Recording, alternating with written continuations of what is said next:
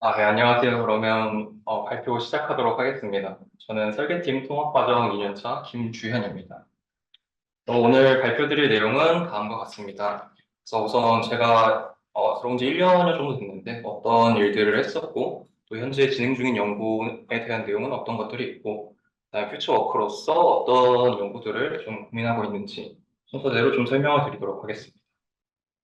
그래서 저는 이제 새로운 하체 설계를 연구를 한다고 했을 때 가장 먼저 좀 들었던 생각은 어떻게 해야 그러면 휴머노이드 로봇이 빠르게 걸을 수 있겠는가 그런 것을 이제 설계적인 측면에서 어떤 해법이 있을까에 대한 연구를 조금 먼저 떠올렸던 것 같습니다.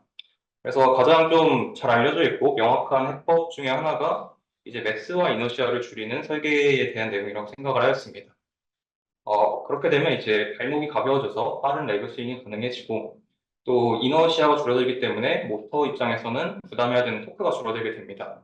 그래서 이제 요구되는 모터 사용이 감소하게 되고요. 또 이제 COM에 집중된 질량 분포를 보이기 때문에 또 이로 인해서 링크의 처짐 또한 감소하게 되고 이를 통해서 신투리 열립이 감소하는 효과를 더 얻을 수 있습니다. 부차적인 장점으로 이제 링크랑 기어 등의 부품에서 변형이나 파손 위험이 감소하게 됩니다. 이런 매트랑 이너시아를 줄이기가 해법으로 좀 많이 쓰이고 있는 게 크게 이제 두 가지 방법이 있다고 생각을 했는데요. 액추에이터를 커플링하는 방법이 있고, 또 이제, 액추에이터 축과 이제 실제 조인트 축을 이격하는 동력 전달 메커니즘을 사용하는 방식이 있을 수 있겠습니다. 그래서 이제 액추에이터와 커플링하는 방법 같은 경우는 이제 작은 사이 모터 여러 개를 이제 병렬적으로 커플링해서 동일한 조인트 토크를 출력하는 방식으로 적용을 하게 됩니다. 그래서 전체적인 모터 무게가 감소하는 효과가 있고요. 대신 이제 단점으로는 계산 과정에서 논 리니어리티가 발생할 수밖에 없다는 그런 단점을 가지고 있습니다. 그다음으로 이제 동력 전달 메커니즘에 대해서 간단하게 좀 설명을 드리면, 대표적인 예시로 이제 타이밍 벨트랑 호바링키지 등의 방법이 휴머노이드 설계에 좀 많이 사용이 되고 있습니다. 커플드 액추에이터는 그 액도 두 개로 한 축, 뭐 두 축 이렇게 구동하는 걸 얘기하는 건가? 네, 맞습니다. 지난번에 조회피 교수님 발표한 것처럼? 네, 맞습니다. 이어서 좀 설명드리자면 이제 동력 전달 메커니즘 같은 경우는 이제 모터를 COM 주변으로 이동을 시켜가지고 이너시아를 감소시키는 방식으로 작동이 되고요. 대신에 이제 그런 동력 전달 메커니즘에 사용되는 파츠들이 늘어나기 때문에 설계 시에 그런 것들을 어떻게 배치를 하고 또 어떤 부품을 사용할지에 대한 고려를 많이 해야 되기 때문에 설계의 복잡성이 좀 증가한다는 단점을 가지고 있습니다.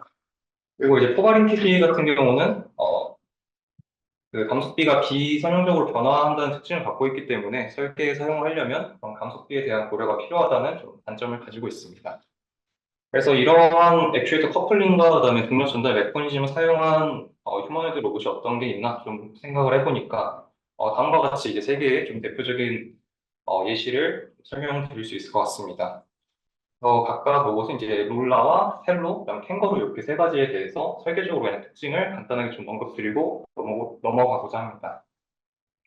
먼저 롤러에 대해서 설명을 드리면 한쪽 다리에 이제 총 6자리로 이루어져 있고요. 앵클에 이제 롤과 피치가 커플링되어 있는 구조로 되어 있습니다. 그다음에 이제 앵클과 뒤에는 이제 리니어 액추에이터를 사용해가지고 구동을 하게 되고요. 동력 전달 메커니즘 같은 경우는 이제 포바링 키지와 타이밍 벨트를 사용해가지고 제작을 하였습니다. 다음으로 이제 텔로에 대해서 간단하게 설명드리면 텔로 같은 경우는 이제 발목에 롤축이 없는 한쪽 다리 이제 총 5자유도로 이루어진 설계로 되어져 있습니다. 좀 독특한 점은 이제 힙 피치와 롤, 그리고 니 피치와 앵클 피치를 각각 두 쌍씩 이제 커플링이 된 것이죠. 그다음에 이제 동력 전달 같은 경우는 호가 링키지를 이용해서 좀 고강성의 동력 전달 메커니즘을 사용을 하였습니다. 그다음에 캥거루에 대해서 좀 간단하게 설명을 드리면 총 6자유도로 이루어진 다리 하나로 이제 설계가 되어 있고요. 힙 피치와 롤, 그리고 앵클 피치와 롤이 각각 커플링 되어 있는 구조입니다. 방금 말씀드린 이 4개의 해당되는 액추에이터들은 모두 리니어 액추에이터를 사용해가지고 제작이 되었고요. 이 또한 이제 포괄링키지를 사용해서 좀 고강성의 동력 전달 메커니즘을 사용을 하였습니다. 저는 이러한 이제 연구들을 조금 참고해가지고 다음과 같은 이제 설계를 제안 드리고자 합니다. 현재 그림에 나와 있는 부분은 이제 힙 조인트가 제외되어 있는 부분만 표시가 되어 있고요. 실제 제작을 하게 되면 힙 조인트 3자율도를 포함해서 총 6자율도로 제작을 하게 될 계획입니다. 좀 설계적인 특징을 간단하게 설명을 드리면, 이제 허벅지에 니와 앵클에 해당되는 액추에이터 3개가 배치된 어, 조인트 쪽과 이제 그 축이 이격되어 있는 그런 구조로 설계를 하였습니다. 지금 보시면 이제 앵클에 롤과 피치와 커플링 되어 있는 구조로 되어 있고요. 그다음에 동력 전달 같은 경우는 포바링 키지만을 사용을 해서 좀 고강성의 동력 전달 메커니즘을 사용하고자 합니다. 현재 모델이 조금 테스트 버전으로 되어 있어서 조금 아쉬운 부분들이 많은데요. 실제로 제작을 하게 되면 현재 보이시는 이제 빨간 링크와 그다음에 발목 쪽에 해당되는 그런 조인트 부분들은 유니버셜 조인트를 이용해가지고 제작을 하게 될 예정이 있습니다.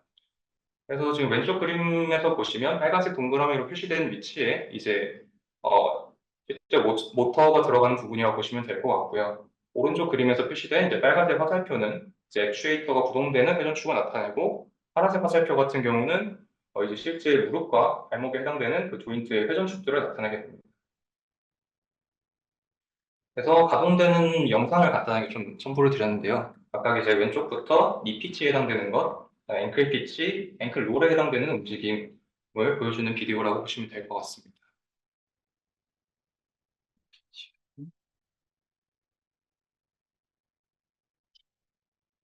보여준 것 같긴 한데 옛날에 보여준 거 똑같은 거죠? 네, 맞습니다. 팀 미팅 때 보여드렸던 설계랑 동일한. 그래서 각각의 메커니즘들에 대해서 뒤에 이제 슬라이드 좀 간단하게 설명을 드리도록 하겠습니다. 이제 니 같은 경우는 다음과 같이 이제 청록색으로 표시된 포괄링 키지를 통해 구동되게 됩니다. 그래서 해당되는 포괄링 키지는 이제 노란색으로 되어 있는 링크 3개와 그다음에 정강이에 해당되는 보라색 링크 하나로 구성되어서 하나의 포괄링 키지를 이루게 됩니다.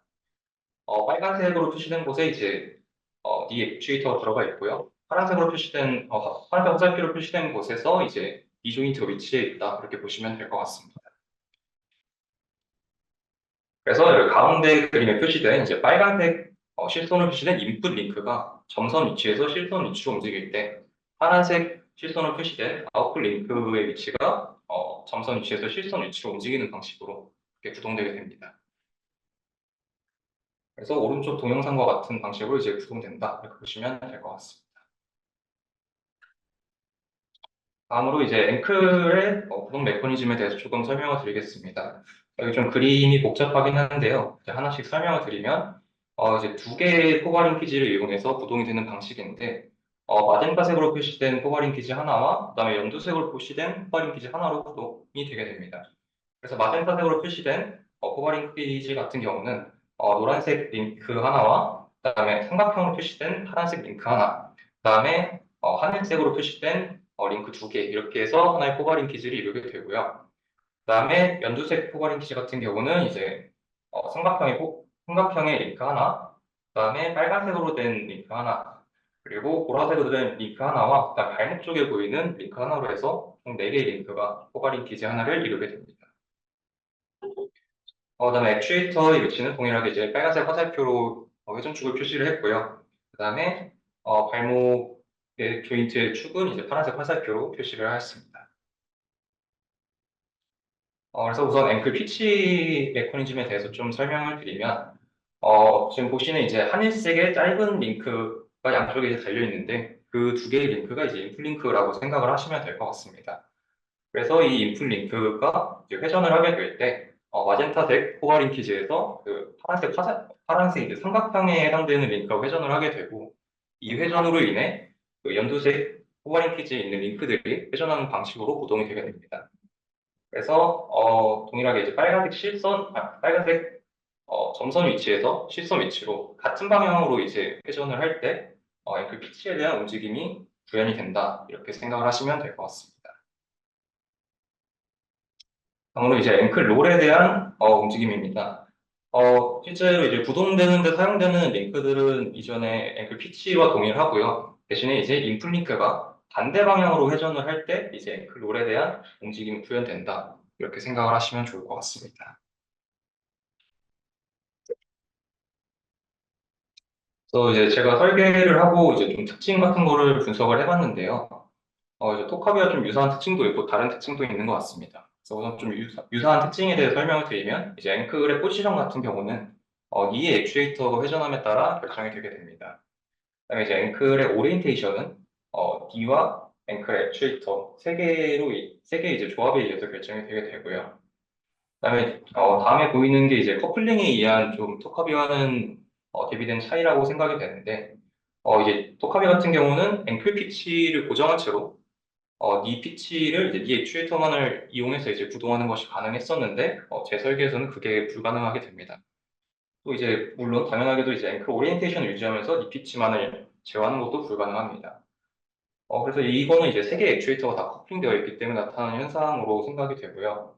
또 이제 3차원 공간에서 작동되는 포괄링키지를 사용을 했기 때문에 앵클 롤과 피치의 간섭비를 일정하게 유지를 하지 못하고 좀 필연적으로 변화하는 현상이 있는 것 같습니다.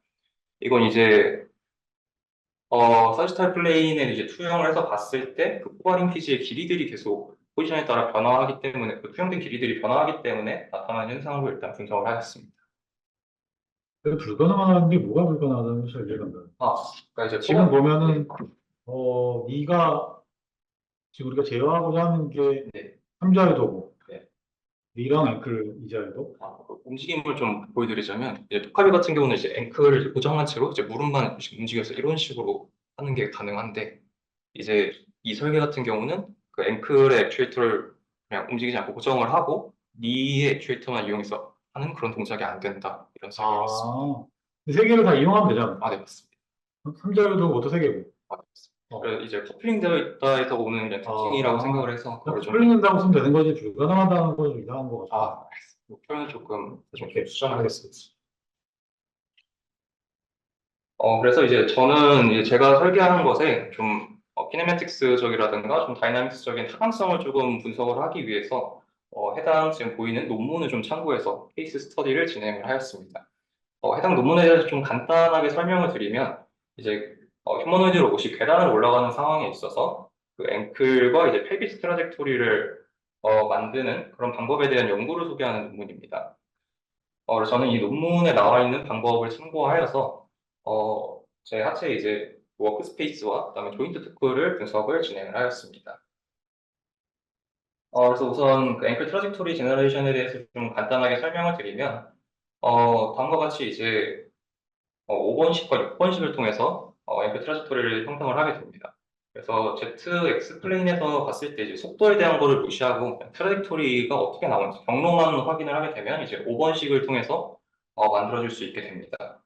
그래서 이제 그 조건 같은 경우는 이제 한 스텝 내에서 그 계단에 출발하고 그 다음에 도착하는 데까지 그 포지션 두 개에 대한 조건과 그다음에 계단과의 충돌을 피하기 위한 중간의 포지션에 대한 조건 이렇게 세 개를 포함을 하고 있습니다. 어, 해당 시기에서 이제 발의 형상, 즉 발목의 높이랑 그다음에 발목에서 뒤꿈치까지의 거리, 발 앞쪽 끝까지의 거리가 결정이 되고 계단의 이제 단 너비와 단 높이가 결정이 되게 되면 앵클 트라젝토리를 결정할 수 있다라고 설명이 되어 있었습니다. 근데 저는 이제 해당 수식에서 조금 수식에 의해서 제한되는 트라젝토리가 발생하면서 완화를 하기 위해서 하나의 여자유도를 추가를 해서 Z를 X에 대한 3차 방식으로 좀 설계를 진행을 해보았습니다. 그래서 저는 이제 해당 여자유도를 다음 계단 직전, 그러니까 도착 직전에 이제 앵클 포지션에 대한 조건을 하나 추가해서 좀 트라젝토리를 만들어 보게 되었습니다.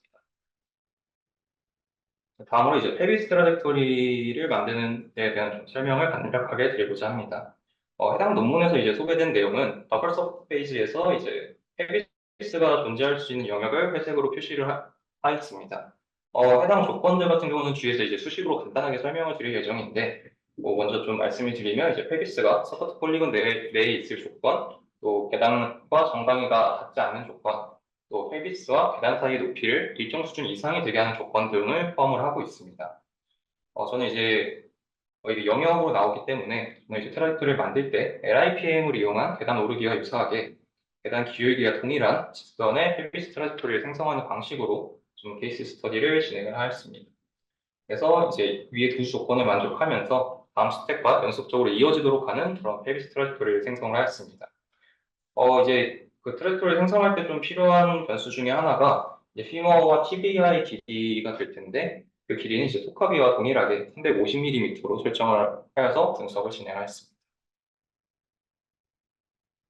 그래서 이 영역을 구성하는 조건식들은 다음 7번부터 16번식과 같습니다. 그래서 7번, 8번은 이제 앵클과 펠비스 사이의 거리에 대한 조건으로 서포팅 레그와 이제 스윙 레그에서 각각 이제 표시되는 조건들이고요. 9번과 10번은 이제 각 레그에서 정강이와 계단이 이제 충돌하지 않게 하는 그런 것과 관련된 조건들입니다. 15번은 이제 펠비스의 최소 높이에 대한 식이 되겠고요. 16번은 이제 COM이 서포트 폴리곤 내에 있을 조건을 나타냅니다. 11번부터 14번까지의 조건은 9번과 10번 조건에 사용된 이제 변수들의 정의에 대한 그런 식이라고 보시면 될 것 같습니다. 지금 말씀드리면서 이제 다들 이해하셨듯이 되게 그냥 계단을 올라가는 휴머노이드라면 응당 만족해야 되는 조건이기 때문에 조금 그냥 해당되는 그냥 하나의 케이스에 대한 분석을 좀 간단하게 진행해봤다라고 좀 생각하시면 좋을 것 같습니다. 그래서 이제 저희가 지금 결정해야 될 변수가 두 개 정도 더 있는데, 하나 이제 계단에 대한 변수가 좀 있습니다. 그래서 계단에 대한 모델링을 진행할 때, 우리나라의 이제 법적인 기준을 만족하는 실제 사례로서 융대원의 공동 계단과 동일한 계단 모델을 사용해서 분석을 진행을 해보았습니다. 단 너비는 280mm, 단 높이는 180mm로 계단을 모델링 해보았습니다.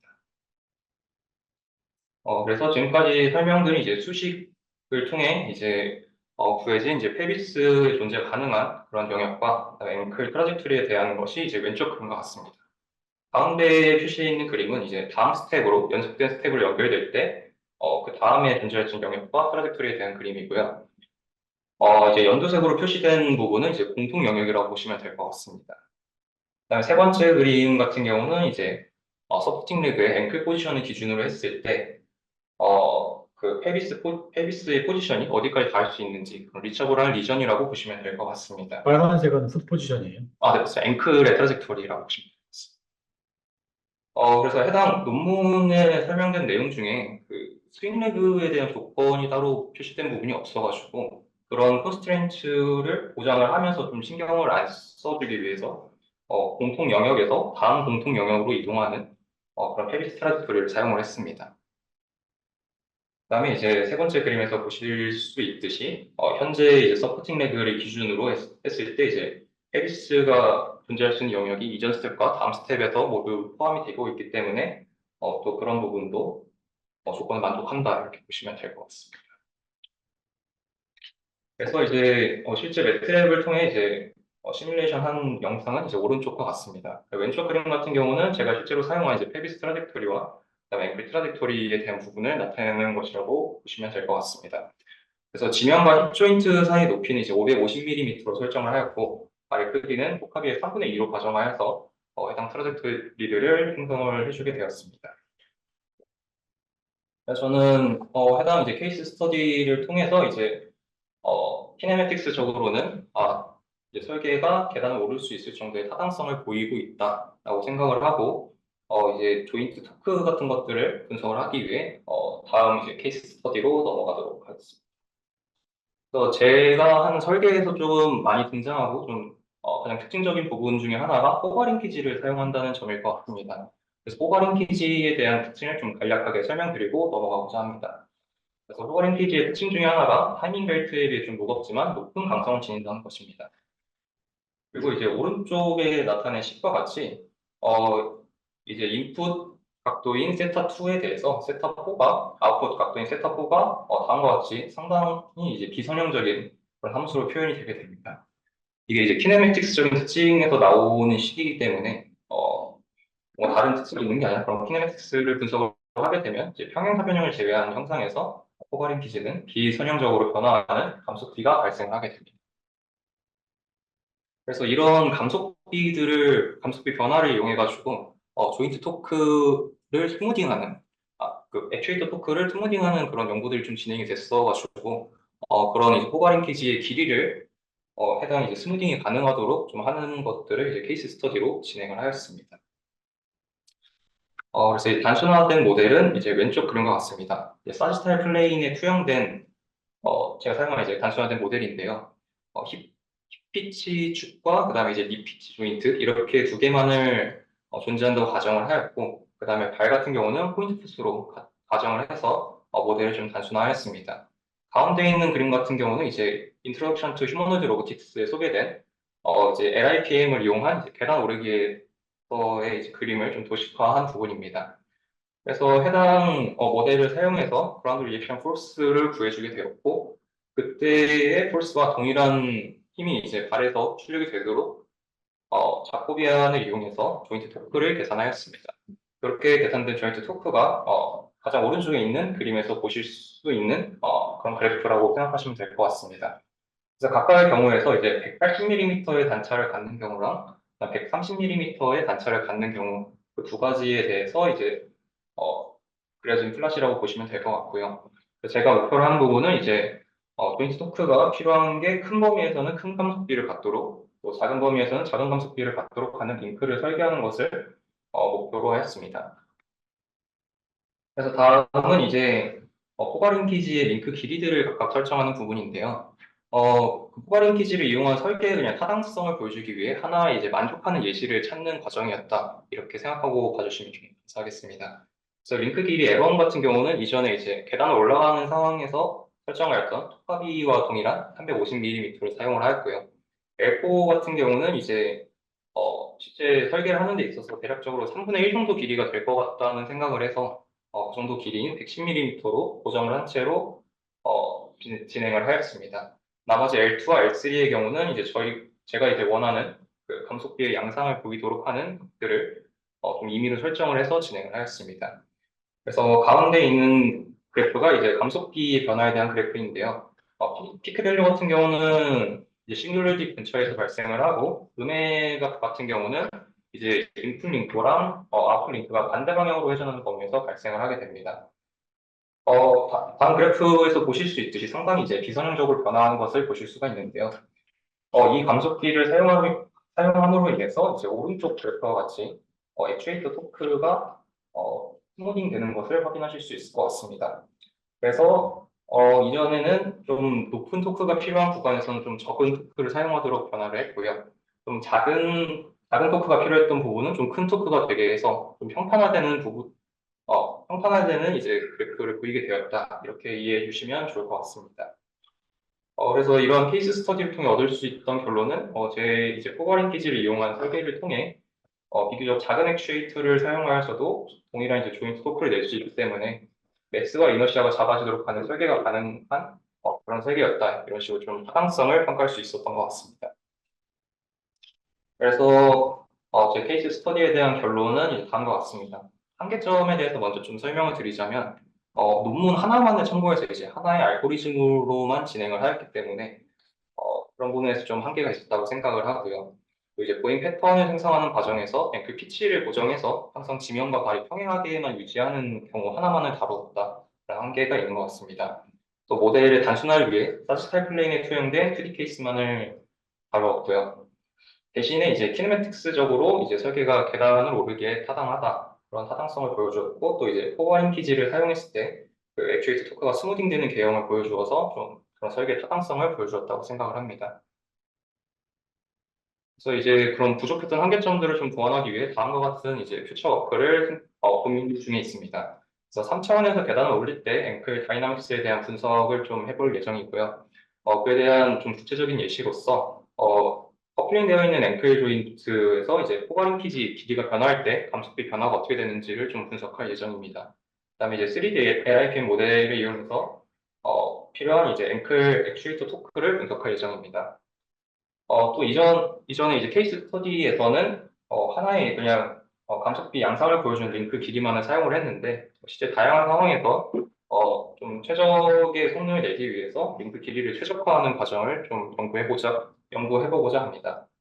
마지막으로 이제 포괄링키지의 단점이었던 좀 무게가 많이 나간다는 점을 극복하기 위해 경량화를 하는 설계라든가 아니면 장점이었던 강성을 최대한 증가시키기 위한 그런 설계들에 대한 연구를 좀 진행해 볼 예정입니다. 네, 긴 발표 들어주셔서 감사합니다.